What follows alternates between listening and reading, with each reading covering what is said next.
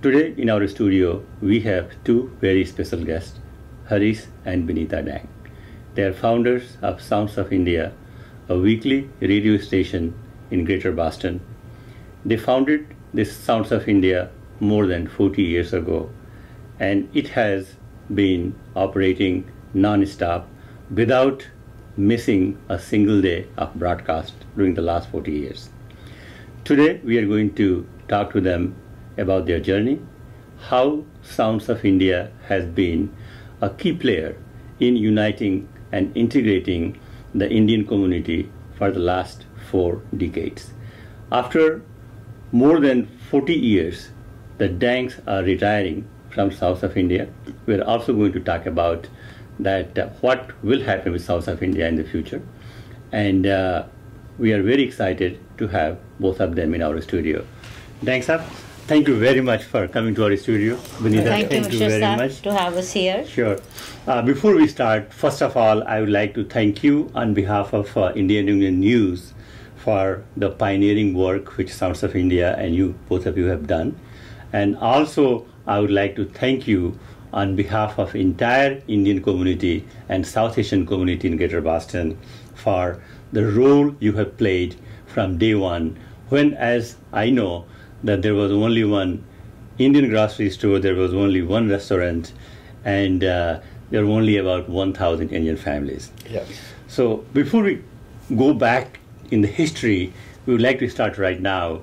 And why did you decide to retire from South of India? Well, we started small. Sounds of India started very small. But now, over the years, over these 40 years, businesses have flourished.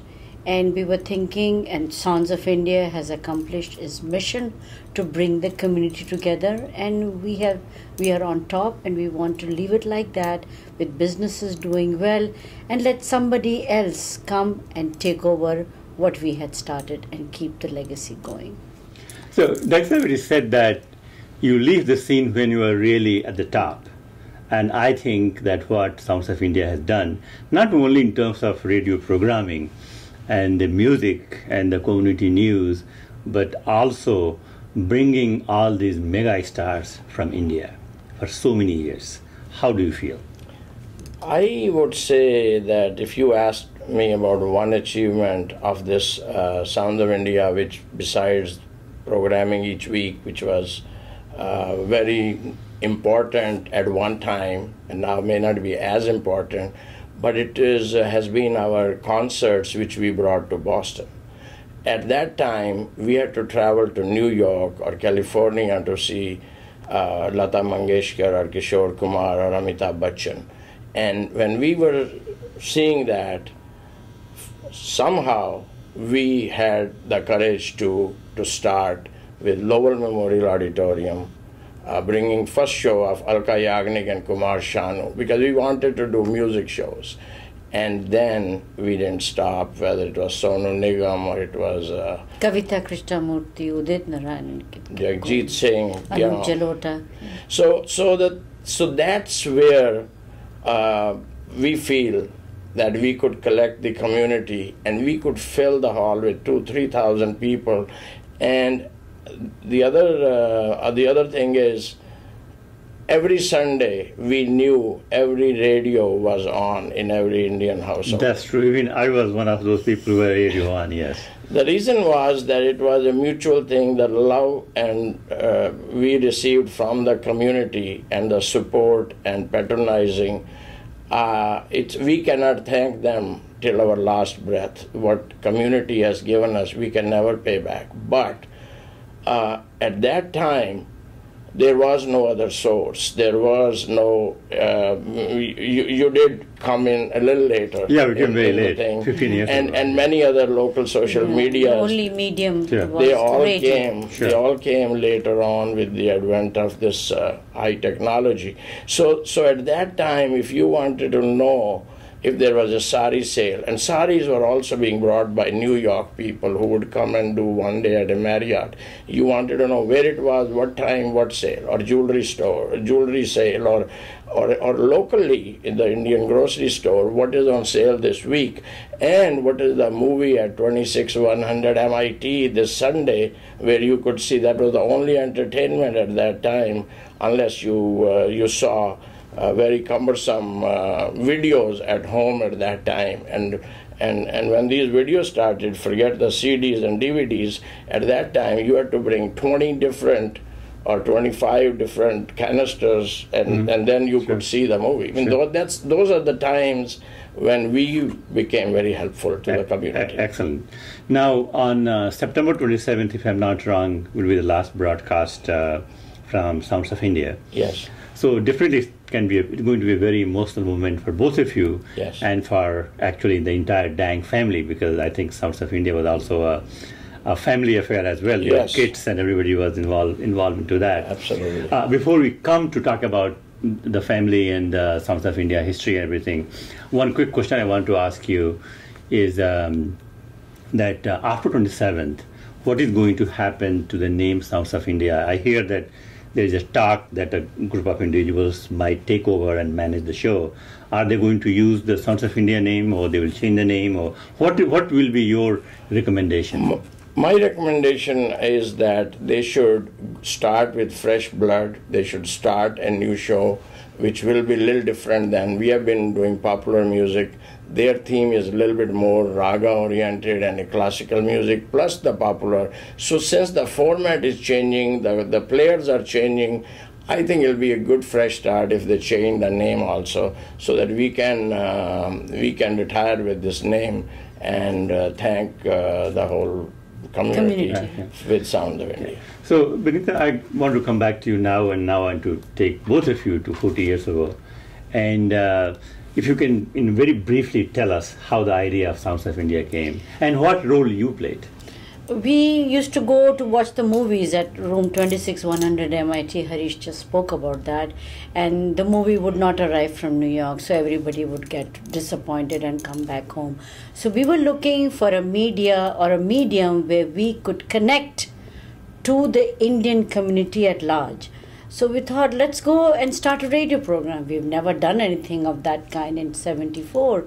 So we just went to a radio station and we did our voice testing or whatever, and we started a very small show with half hour of a show. And I guess it just grew, and it was the best thing to connect with the outside people. And it just took off from there. A half-hour show became an hour, and we could connect. So, whose idea was this? Your idea, or or both? I would say it was both, and also why it was Sunday, because Sundays afternoon at 2:30 used to be the movie.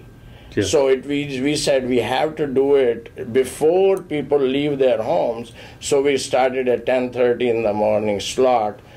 Because by that time, Greyhound had already brought all those 25 different tins of 35 millimeter films. Yeah. So we would call the MIT friends, who were all my colleagues and friends, and say, did movie come in? They'll say, oh, the movies came in, but they sent us a wrong one. So we would announce that listen, it's not this, but it's this movie today. So that was the whole idea, was just on one thought, and then it slowly grew. The associations came in, the guests started to arrive more often from India, from locally. And Indian businesses locally grew up. There were more sure. restaurants, more insurance agencies and all. It just And also the duration of the program increased too, from half an hour to 2 hours actually. 2 hours. For a long time we had 2 hours, and then we couldn't handle it 2 hours in a row. So our family, like you said, you will talk about them later, they joined. My two sons joined very actively. So let's talk about them a little bit, Yes. how they got involved and, Yeah.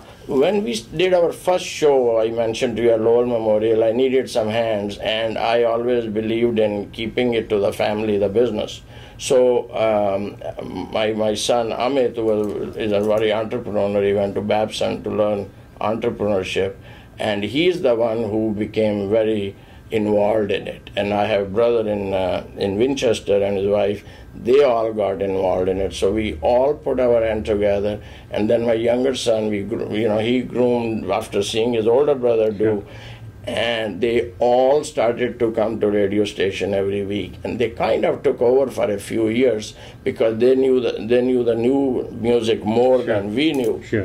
And they added some more features, like at the year end, everybody would look forward to the top 20 hits of the year, and all these were done by So my two lately sons. they have not been involved with the Sounds of India. Last few years, since they have their they got life. married, Busy their lives. families, their other obligations, so they kind of slowly Wind out. yeah, and then so it all came back on us, and it was a little bit work on Sundays, which we enjoy. It's like you said, it's going to be a very emotional moment Very next hard. month, Yeah. and I'm sure some Sunday mornings I'll wake up and I would think I have to go to the Sure, station. yeah. So I'm sure those moments are going to come, and I'm dreading those. But luckily, the transitioning to a team, hopefully they'll continue for a long time.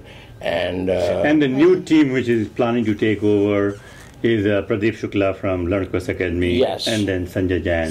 yeah, and they might have some other people join them. So they are very learned people, and they know the music, they know ragas. And they also know the community as well. They've Yes, been in the community yes. for So for long. hopefully this will continue. We can wish them the best. Sure.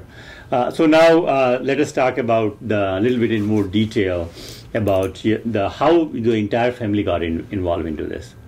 It's when we were we were running like a business. We were making a lot of money in this show also.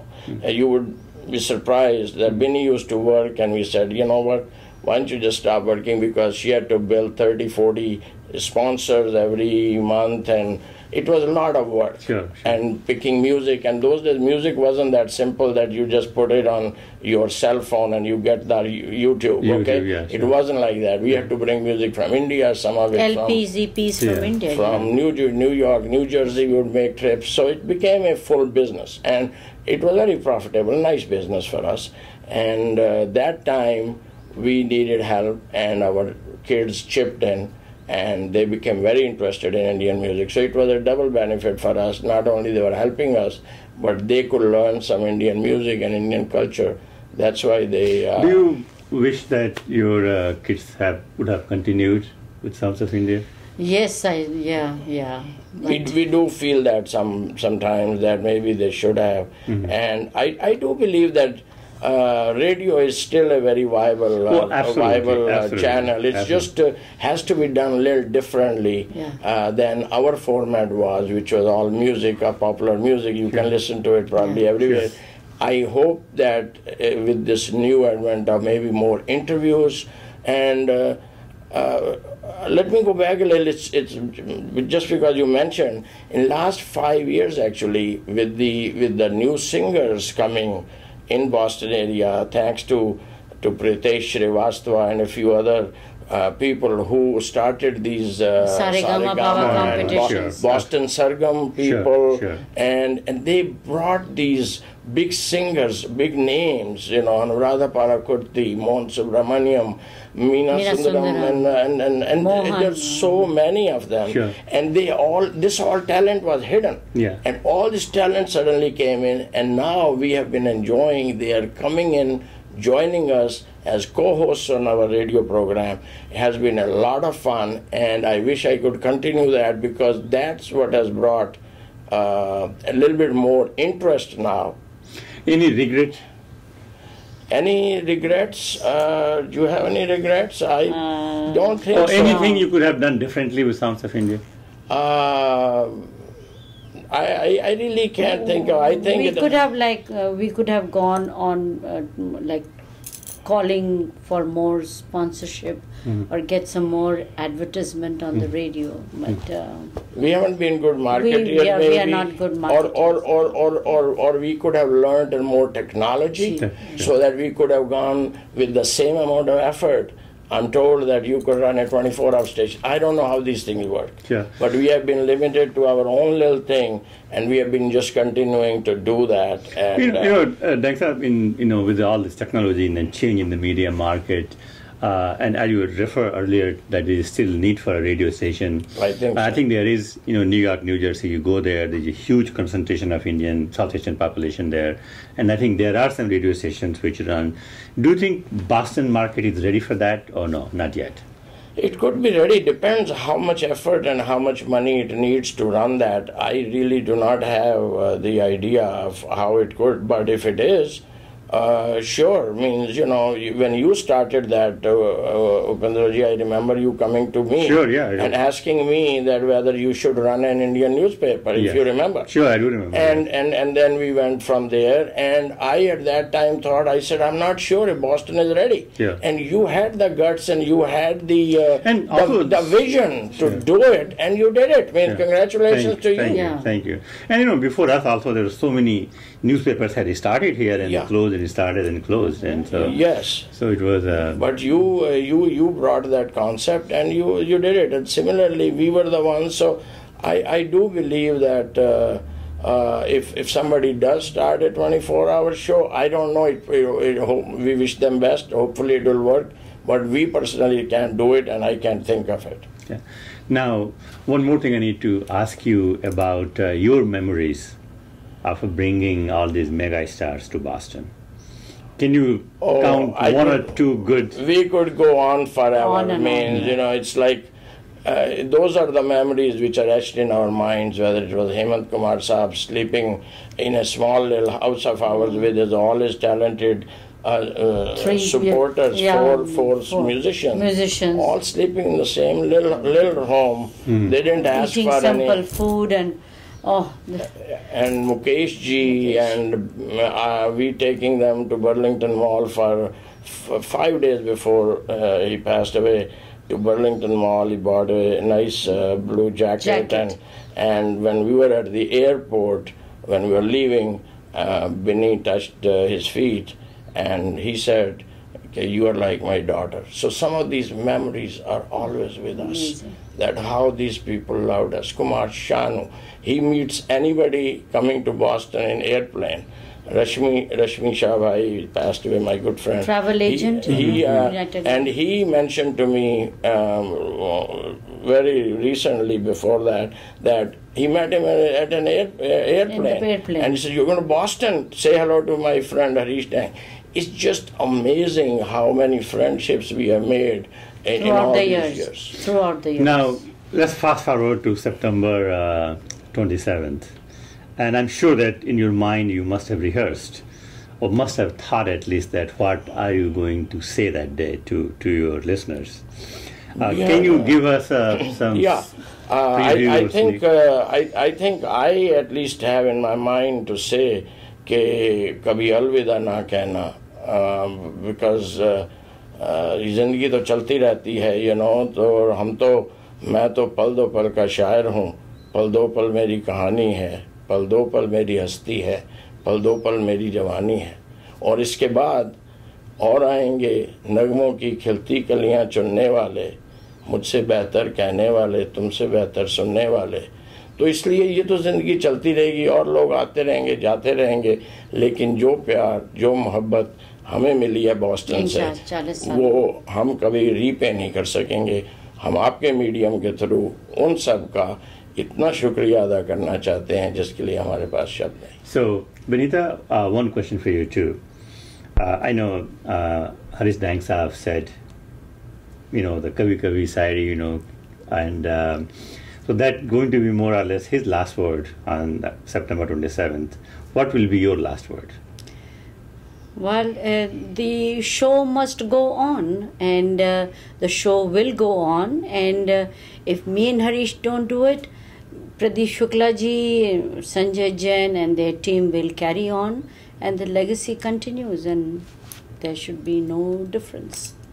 Okay. Thank you very much. Music flows. Thank you very much.